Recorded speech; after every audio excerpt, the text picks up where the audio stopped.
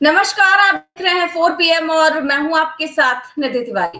राजस्थान के कोटा से कल एक ऐसा वीडियो सामने आया था जिसने देश भर के सियासी गलियारों में हड़कंप मचा दिया था। खुद को करनी सेना का कार्यकर्ता बताने वाला एक शख्स, उसने राहुल गांधी और कांग्रेस के 25 सांसदों को घर में घुसकर मारने की खुलेआम धमकी दी। वहीं मामले पर जब पूरे देश में बवाल मचा तो लगातार कांग्रेस की तरफ से हो चाहे विपक्षी नेताओं की तरफ से हो, उसको लेकर के प्रतिक्रियाएं सामने आने लगी और कहा जाने लगा कि आखिरकार ओम बिरला और मोदी जी का नाम लेकर के एक शख्स जो है वो इस तरीके की धमकी दे रहा है गोली मारने की देश के नेता प्रतिपक्ष को, तो बीजेपी की तरफ से कोई एक्शन क्यों नहीं लिया जा रहा है? क्योंकि उन्हीं की सरकार में, राजस्थान की सरकार में इस तरीके का कृत्य हो रहा है, इस तरीके के लोग बैठकर वहां पर इस तरीके का बयान दे रहे हैं, तो क्यों नहीं एक्शन लिया गया? तो कुछ ही घंटों के बाद जब बवाल मचा तो कोटा पुलिस ने एक्शन लेते हुए आरोपी को हिरासत में ले लिया। इस दौरान जब मीडिया ने आरोपी से बातचीत की तो उसने हाथ जोड़कर क्या कहा, वो बयान आपको दिखाएंगे कि आखिरकार कैसे जब बीजेपी ने भी पल्ला झाड़ लिया, उनके संगठन ने भी पल्ला झाड़ लिया, तो बेचारों को कैसे गिड़गिड़ाना पड़ गया, आपको बताएंगे। इसके साथ ही साथ आज दूसरी चर्चा है करेंगे हम ट्रंप को लेकर के, क्योंकि ट्रंप लगातार बार बार जिस प्रकार से दोहरा रहे हैं ऑपरेशन सिंदूर को लेकर के जो उनकी बातचीत है वो एक बार फिर से सामने आई है और एक बार फिर से पूरी तरह से घिरती आ रही है मोदी सरकार, क्योंकि ट्रंप ने एक बार फिर पीएम मोदी के खिलाफ बयानबाजी की है। इस बार उन्होंने क्या कहा है वो भी आपको सुनाएंगे और इस पर चर्चा करेंगे। इस चर्चा में हमारे साथ मौजूद है प्रोफेसर अखिल स्वामी सर। सर बहुत बहुत स्वागत है आपका। तो सर कल हमने चर्चा की थी कि राहुल गांधी के खिलाफ जो बयानबाजी जिस शख्स ने की थी उसको अब आज गिरफ्तार कर लिया गया है और जब हिरासत में उसको लिया गया तो खबर आई कि राहुल गांधी को गोली मारने की धमकी देने वाला पकड़ा गया। हाथ जोड़कर कहा वीडियो की मुझे जानकारी नहीं, मैं सनातन से जुड़ा हूँ।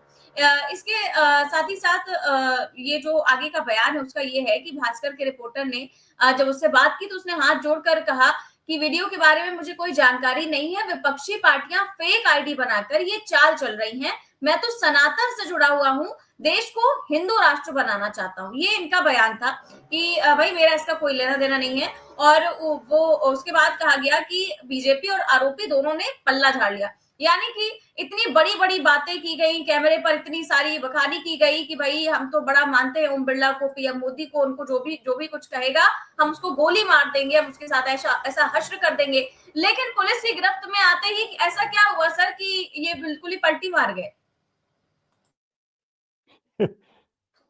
जय संविधान। देखिए निधि, वास्तविकता में हो क्या रहा है, आज देश में क्या हो रहा है। असल में जो छुड़वैये नेता हैं और छुड़वैये लोग हैं, ये सोचते हैं कि हम क्योंकि भारतीय जनता पार्टी की बहुत ज्यादा मदद कर रहे हैं तो भारतीय जनता पार्टी हमें बचाने आएगी। आपने बहुत सारे केसेस देखे, एक बजरंग दल के थे, वो झंडा वंडा लेके घूम रहे थे, बाद में गोली लग गई, कोई उन्हें पूछने नहीं आया।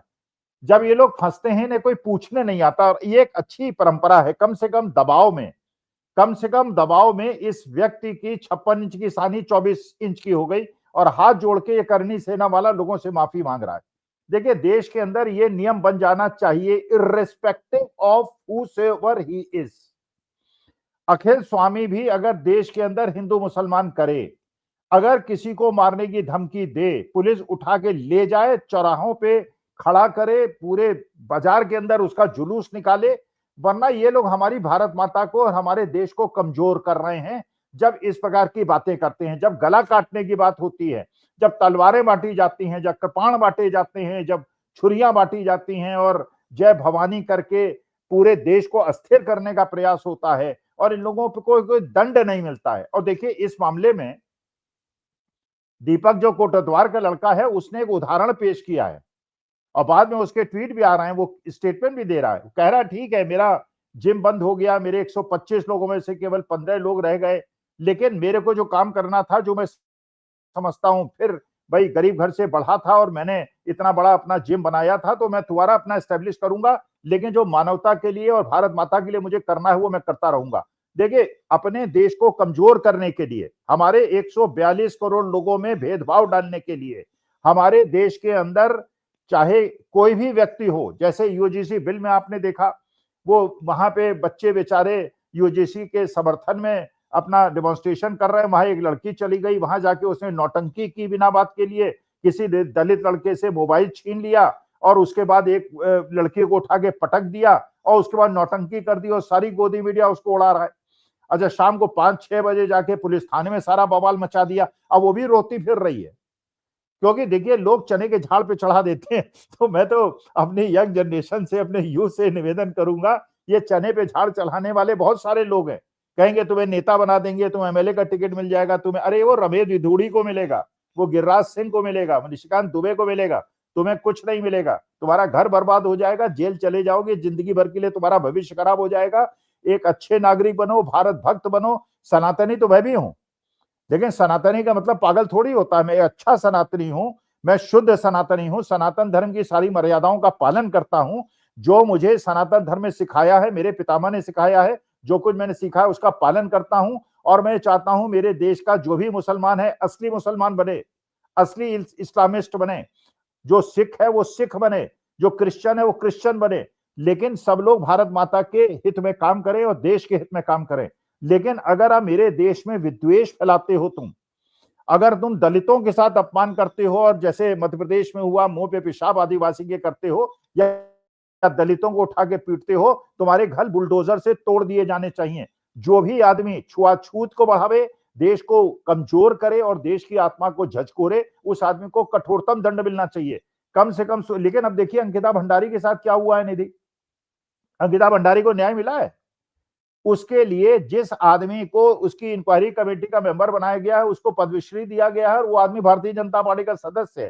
केवल कागजी कार्रवाई हो रही है, कहीं कुछ नहीं होता है। वही ब्रजभूषण शरण सिंह के बेटे को टिकट दे देते हैं, ब्रजभूषण शरण सिंह को नहीं देते तो उसके बेटे को दे देते हैं, लोग उसको जस्टिफाई कर देते हैं, सेंगर साहब को लोग जस्टिफाई कर देते हैं।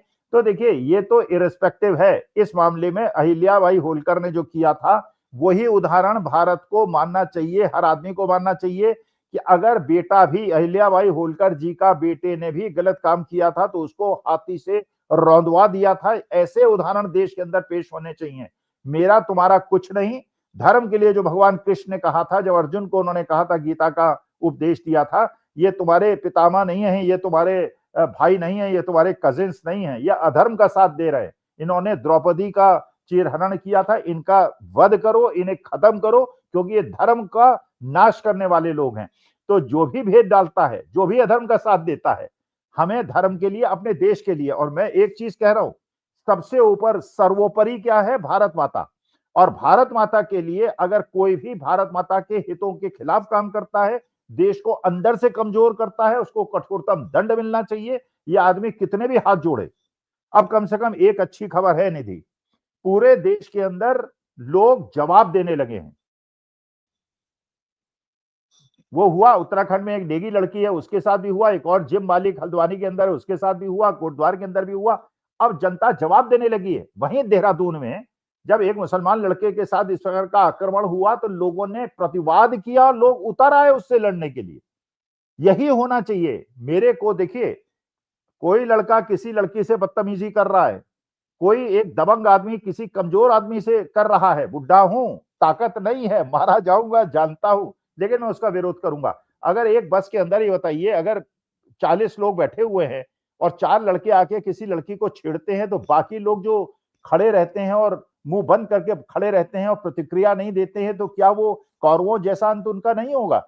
Should they not resist? अपने घर की बेटी पे कुछ बात आती है तो लड़ने को तैयार हो जाते हैं। और किसी की बेटी, किसी की बच्ची या किसी कमजोर को, वृद्ध को, देखिए हम भी उसी श्रेणी में हैं।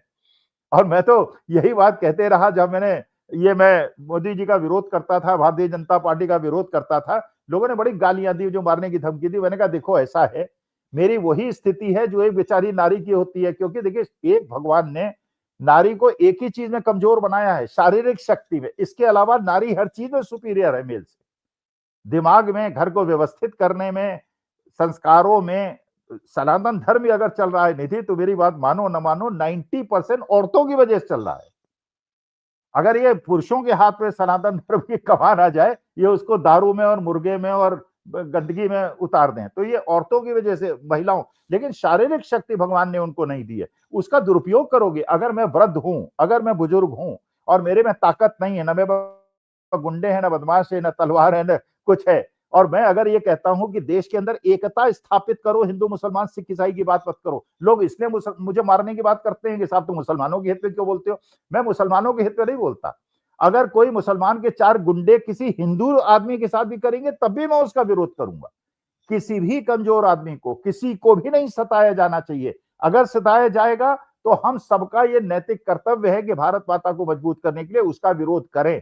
कोई धर्म हो, कोई जाति हो, अमीर हो, गरीब हो, irrespective of anything, it has to be opposed. बिल्कुल सर, और इसीलिए जब इस शख्स के बोले जाने के बाद न केवल राज्य सरकार पर सवाल उठे कि भाई आप कार्रवाई क्यों नहीं कर रहे, जो कि बाद में उनको करनी पड़ी, बल्कि ओम बिरला पर भी विपक्षियों ने सवाल खड़े किए कि भाई आपकी पार्टी का एक शख्स जो है और आपका नाम लेते हुए इस तरीके से जान से मारने की धमकी दे रहा है, तो आप क्यों कुछ नहीं बोल रहे। फिलहाल पुलिस ने इसे गिरफ्तार कर लिया, अपने साथ ले गई है और ये भी बताया है कि ये शख्स एक आदतन अपराधी है, इसका तो आना जाना लगा रहता है और उस पर पहले से ही 4 मुकदमे दर्ज है, आपराधिक मुकदमे दर्ज है। मैं इस पूरे मुद्दे को लेकर के कांग्रेस पार्टी जो है वो सरकार से सवाल पूछ रही है कि सरकार के साथ साथ ओम बिरला से भी सवाल पूछ रही है और क्या कह रही है। सुप्रिया शिनेत का जो सवाल है, जो बयान है, वो सुनवाते हैं। नमस्कार ओम बिरला जी, नमस्कार। आशा है आप सकुशल होंगे। पिछले पार्लियामेंट सेशन में आप थोड़े क्षुब्ध हो गए थे, नाराज हो गए थे, कोप भवन में चले गए थे। आपसे बात करनी थी। आपके क्षेत्र का एक आदमी राज सिंह आमेरा, जो आपको अपना आराध्य मानता है, आपकी फोटो लगाता है, आपके साथ तमाम तस्वीरें लगाता है, आपके साथ वीडियो शेयर करता है, उसने राहुल गांधी को गोली मारने की धमकी दी और यही नहीं 25 और कांग्रेस सांसदों को वो गोली मारने की बात कर रहा है। आपको अप्रिय घटनाओं के बारे में काफी कुछ पता है, इस पर आप क्या कहना चाहेंगे? वो आपका समर्थक है, कोटा का रहने वाला है, आपकी और मोदी जी की तस्वीर लगाता है, उसका सोशल मीडिया अकाउंट उन तमाम तस्वीरों से भरा पड़ा है जो उसने आपके बगल में खड़े होकर, आप खाना खा रहे हो उसने पीछे खड़े होकर आपके स्पीकर वाले घर में आकर खिंचाई है। इस व्यक्ति से आपका क्या संबंध है? ये व्यक्ति जो गलीच बात कह रहा है, जो हिंसक और नफरत बात कह रहा है, इस पर आपकी कोई आपत्ति क्यों नहीं आई? क्योंकि ये तो आपका नाम इस्तेमाल कर रहा है। इसको बड़ी मुश्किल से डिटेन किया गया, लेकिन इस पर आप कुछ नहीं कहना चाहेंगे। आप तो लोकसभा के कस्टोडियन है। ये सच बात है कि आप बीजेपी के वरिष्ठ नेता हैं, लेकिन आप लोकसभा के कस्टोडियन हैं और उसी लोकसभा में नेता प्रतिपक्ष को कोई गोली मारने की बात कर रहा है और आपकी ओर से कोई आपत्ति, कोई आक्रोश नहीं आ रहा है। यह देखकर मुझे दुख हुआ। मुझे दुख इस बात का हुआ कि आउटरेज जो मैन्युफैक्चर की जाती है कुछ ही इश्यूज पर, उसका वही हश्र होता है जो आपकी मैन्युफैक्चर्ड आउटरेज का हुआ। आज आपके संसद के साथी नेता प्रतिपक्ष को एक आदमी गोली मारने की बात कर रहा है और आपके अंदर इतनी नैतिकता भी नहीं है, इतना साहस भी नहीं है कि आप खुलकर उसका प्रतिकार करिए, आप खुलकर बोलिए कि वो गलत है। आप लोगों की यही विचारधारा गोडसे को प्रेरित करती थी। आपकी इसी विचारधारा के चलते नफरत और हिंसा इस देश में लगातार फैलाई जा रही है और आज एक हिंसक सिरफिरा आदमी बैठकर संसद सदस्यों को और खास तौर से नेता विपक्ष को गोली मारने की बात करता है और आपके मुंह से एक शब्द नहीं फूटता। यह देखकर दुख हुआ। जब आप आहत होते हैं ना, जब आप कोप भवन में जाते हैं ना, तो थोड़ी सी आत्मचिंतन, आत्मविवेचना कीजिएगा कि क्या आज की आपकी चुप्पी सही है? सार्वजनिक जीवन में रहने के नाते ही सही, आपको कुछ तो बोलना चाहिए था। तो सर, सवाल उठाया गया है ओम बिरला पर कि भाई आप क्यों नहीं कुछ बोल रहे हैं, क्योंकि आपका नाम लेकर के ये शख्स धमकी दे रहा है। इसकी कितनी तस्वीरें ओम बिरला के साथ हैं, इसके सोशल मीडिया पर हम सब ने देखा। उनको माला पहनाते हुए, उनके ऑफिस में, उनके खाना खाते वक्त हर समय ये शख्स उनके पीछे खड़ा हुआ है या उनके पास खड़ा हुआ है, उनसे बातचीत कर रहा है। उसके बावजूद अगर आप देखिए कि जब अविश्वास प्रस्ताव लेकर आया जाता है ओम बिरला के खिलाफ, तो वो अपने आप को अपनी कुर्सी से अलग कर लेते हैं, बड़े आहत हो जाते हैं और कहते हैं कि भाई गालियां दी गई हैं, मुझसे दूर कर लेते हो। और उन्हीं के सामने उनका एक समर्थक एलओपी को जान से मारने की धमकियां दे रहा है, और न केवल एलओपी को बल्कि उनके सांसदों को भी, और ओम बिरला चुप है। क्या आपको नहीं लगता कि इस पर उनका कोई बयान आना चाहिए था कि भाई इसका मेरे से कोई मतलब नहीं? इतना ही कह देते वो कि इस शख्स से मेरा कोई मतलब नहीं है, मैं नहीं जानता इसको। नहीं दे सकते निधि, बयान नहीं दे सकते। यही मुश्किल हो गई आज की तारीख में मोदी जी की, अमित शाह साहब की, ओम बिरला की और संबित पात्रा की, निशिकांत दुबे की और गिरिराज सिंह की। नहीं दे सकते, क्योंकि इन्होंने भस्मासुर पैदा कर दिए हैं, गली गली इन्होंने भस्मासुर पैदा कर दिए हैं। गुंडे बदमाशों को प्रश्रय लेने के लिए, जैसे आप बता रही हैं कि आदतन अपराधी है और जेल आना जाना इसका बना रहता है, इसने सोचा कि जेल आना जाना बना रहता है, मुझे भी हो सकता है विधायकी का टिकट मिल जाए इस चक्कर में। राजपूत हुई मैं और अपना दिखाऊंगा करनी। मैं तो पहले ही एक एग्जाम्पल दिया था, गोदी मीडिया के कार्यक्रम में गया था, मेरे बगल में करनी सेना वाले बैठे हुए थे, बड़ी हुष्ट पुष्ट बॉडी, बिल्कुल पहलवानी बॉडी। अच्छा, मैं बुढ़ा आदमी।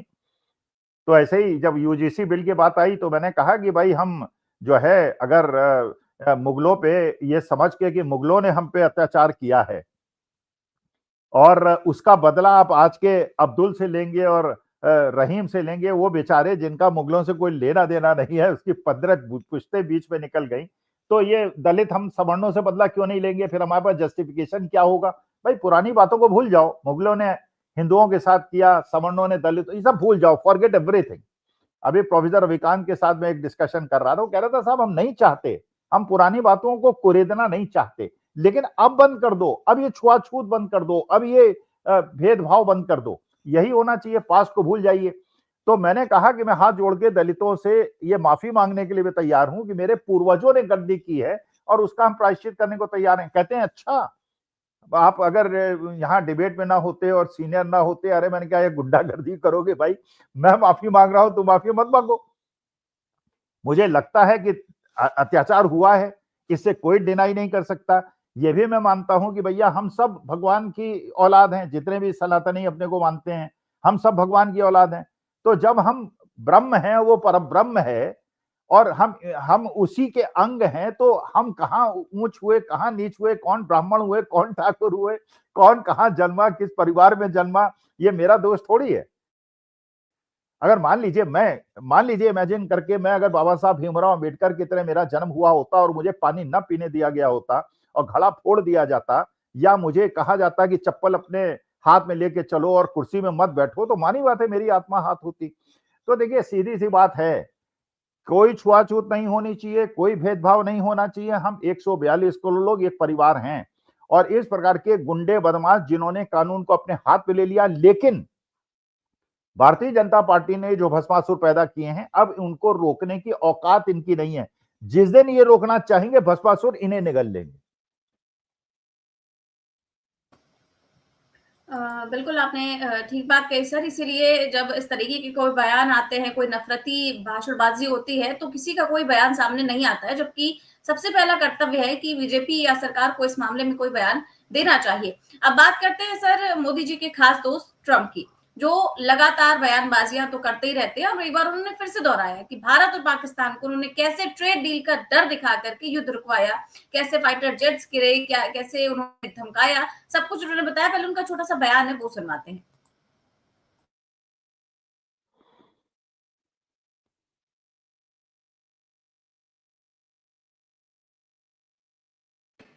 And then it got worse and worse, and many planes were shot down. It was all out. And I called them. I said, "Listen, I'm not doing trade deals with you two guys if you don't settle this up." They said, "No, no, no. That has both of them." They didn't want to do that. I said, "No, it has to. If you don't do it, I'm not doing a trade deal. We're not doing a trade deal." And they do a lot of business with the United States, and they sort of softened up all of a sudden. Then all of a sudden I read where there was a little bit of a pullback by one and the other, and all of a sudden we worked out a deal, right? But I said, if you fight, I'm going to put 200% tariffs on each of your countries, which essentially makes you not allowed, you can't do any business. One of them, I won't say which one, said, "No, can't do that."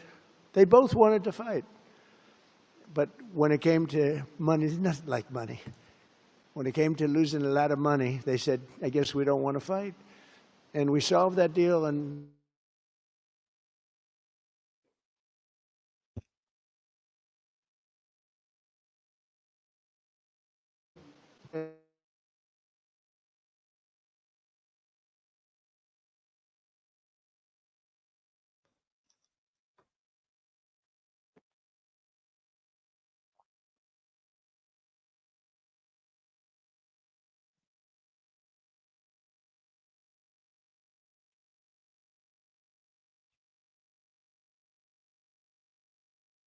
देखिए, Donald Trump साहब जो निधि हैं, मेरे ख्याल से आपका शायद internet functioning नहीं है इस समय, कोई टेक्निकल प्रॉब्लम है।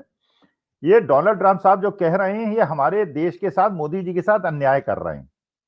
ये एक हिंदी में कहावत है हमारे उत्तर प्रदेश की कि जबरा मारे और रोने भी न दे।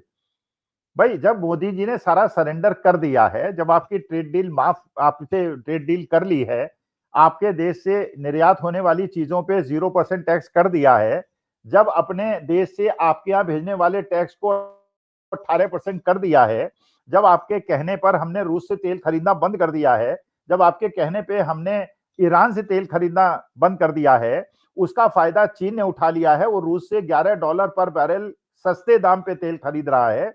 हमारी कॉम्पिटिटिव एज आपके कहने पे हमने खत्म कर दी है और चीन को आपने एज दे दिया है।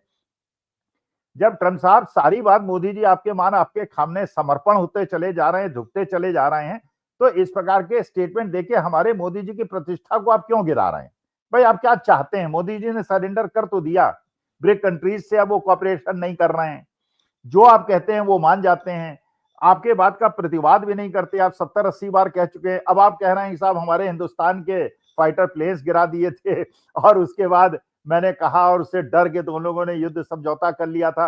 मोदी जी कहते हैं कि पाकिस्तान हमसे गिड़गिड़ाता हुआ आया था। तो आप मोदी जी की जो इमेज बनी हुई है हिंदुस्तान के अंदर, उसको ध्वस्त करने पे क्यों लगे हैं? मोदी जी कर तो रहे हैं जो कुछ आप चाहते हैं ट्रंप साहब। तो आपके लिए जिताने के लिए उन्होंने प्रयास किया था। ये दूसरी बात थी कि जब उन्होंने जिताने का प्रयास किया आप हार गए, जब हराने का प्रयास किया तो आप जीत गए, वो अलग मुद्दा है। तो मोदी जी को इतना ज्यादा प्रताड़ित मत कीजिए। हमारे देश के प्रधानमंत्री हैं, जैसे भी बने हैं, चुनाव आयोग के माध्यम से बने हैं, या अब जैसे बिहार के अंदर मांग हो रही है, शक्ति यादव वहां पे कह रहे हैं कि वहां पे चुनाव दोबारा कराए जाए क्योंकि 10-10 हजार रुपए की घूस देके आपने जैसे चुनाव जीता है। अब स्टालिन ने वहां पे पैसा देने की बात कर ली है। जहां जहां इलेक्शन होगा वहां की सत्ता जो है 10-15 हजार रुपए आदमी को देगी, वोट खरीदेगी और चुनाव आयोग उसको रोक नहीं पाएगा। तो ट्रंप साहब आप क्यों सता रहे हैं? आप जबरा हैं तो इतना मारिए मत और रोने भी नहीं दे रहे। तो जबरा मारे रोने भी ना दे वाली कहावत ट्रंप साहब क्यों, क्या करें मोदी जी बताइए, क्या करें? हर चीज तो उन्होंने सेक्रीफाइस कर दी, 0% टैक्स कर दिया, लाखों करोड़ों का नुकसान हो गया। हमें रूस से तेल खरीदना बंद कर दिया, लाखों करोड़ों का नुकसान हो गया। आपके यहाँ एक्सपोर्ट में 3% टैक्स था, उसे 18% कर दिया, लाखों करोड़ों का नुकसान हो गया। अब ट्रंप साहब क्या उठक बैठक कराओगे, कान पकड़ के मुर्गा बनाओगे? क्या चाह रहे हो आप हमारे भारत माता से, हमारे देश के माननीय जो क्या कहते हैं 56 इंच के सीने के प्रधानमंत्री को इतना ज्यादा परेशान मत करो ट्रंप साहब आप।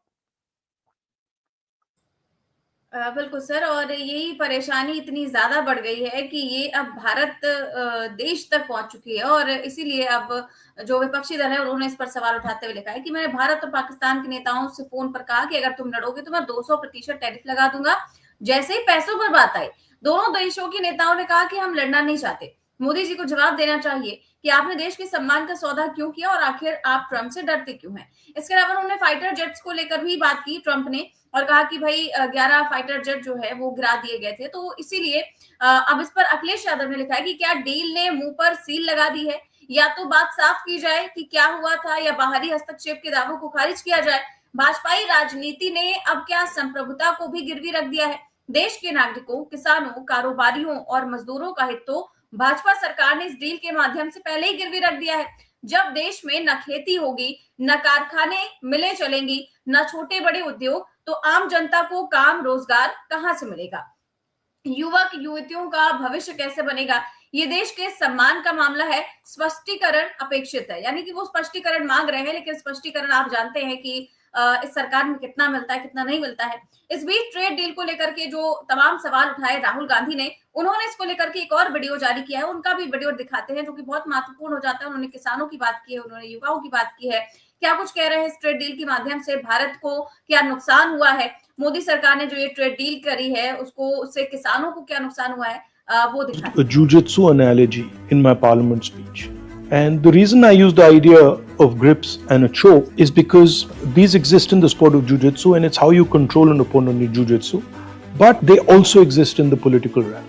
And in my experience of politics and what I've seen, political grips and political chokes are mostly hidden.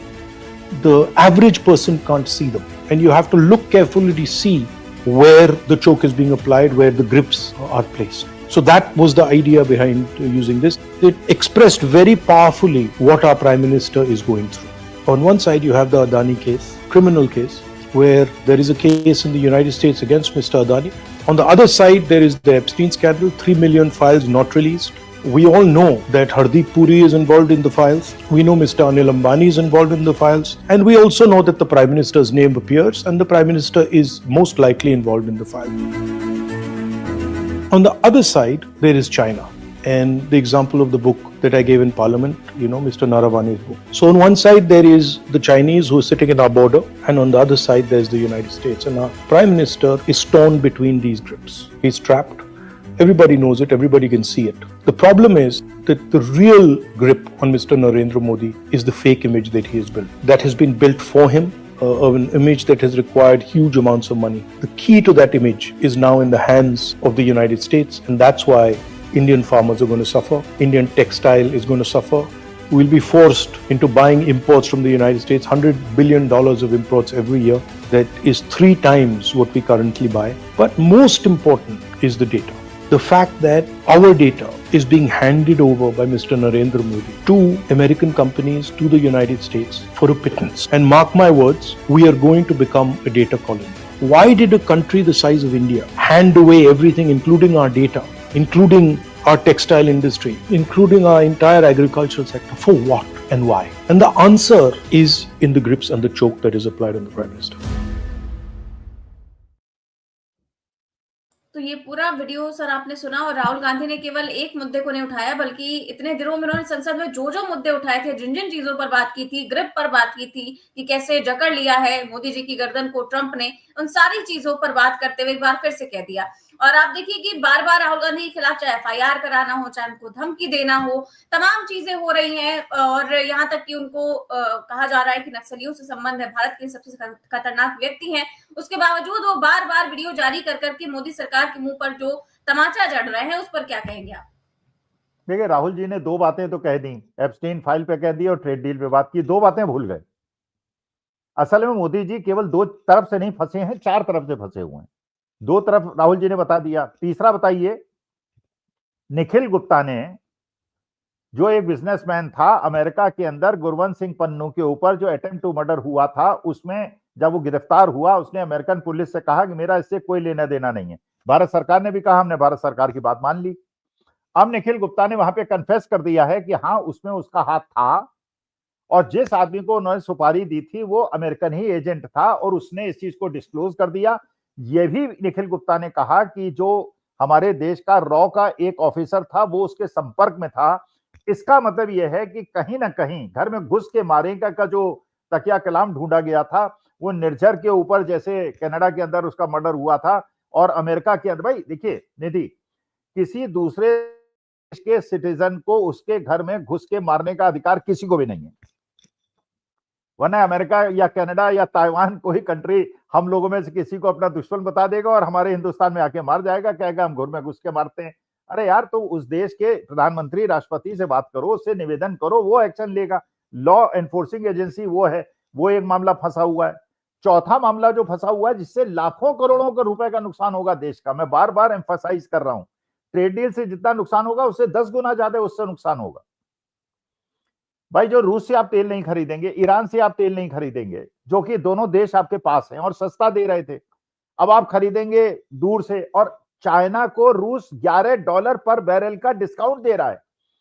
तो 2 कॉम्पिटिटर हैं, हम चाइना के कॉम्पिटिटर हैं।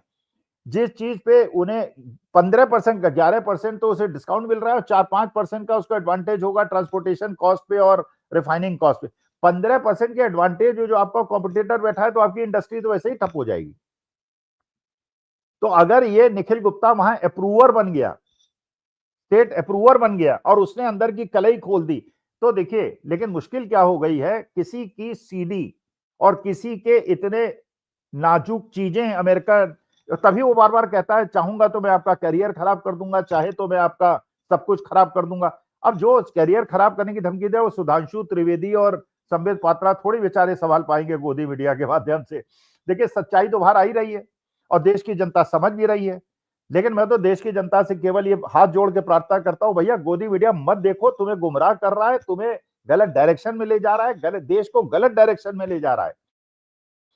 देश की समस्याओं को समझो, भारत माता के महत्व को समझो, भारत माता के लिए तपस्या करने के लिए 142 करोड़ लोगों को एकजुट करो।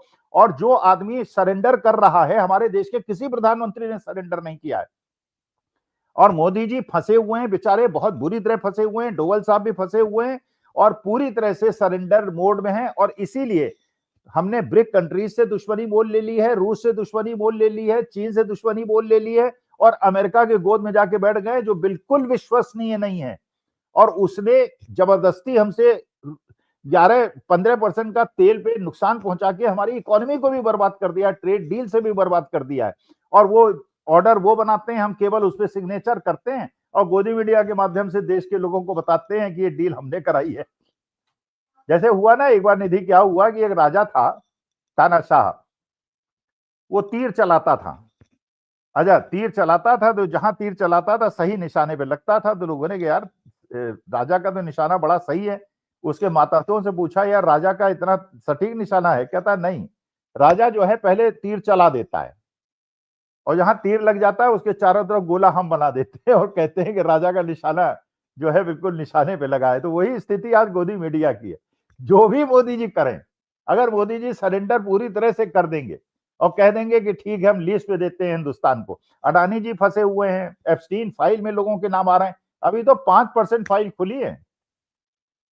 और यह भी अब षड्यंत्र सामने आ रहा है निधि कि एप्स्टीन फाइल में इसका भी विवरण है कि भारत में 2014 में जो सरकार बदली थी, इसमें भी अंतरराष्ट्रीय षड्यंत्र था और सब सामने आ जाएगा। भाई मैं तो यही प्रार्थना करता हूं मोदी जी से और राहुल गांधी से और ओम बिरला से, महाराज देखिए सच्चाई तो सामने आएगी, सत्यमेव जयते। भारत माता का नुकसान मत करो।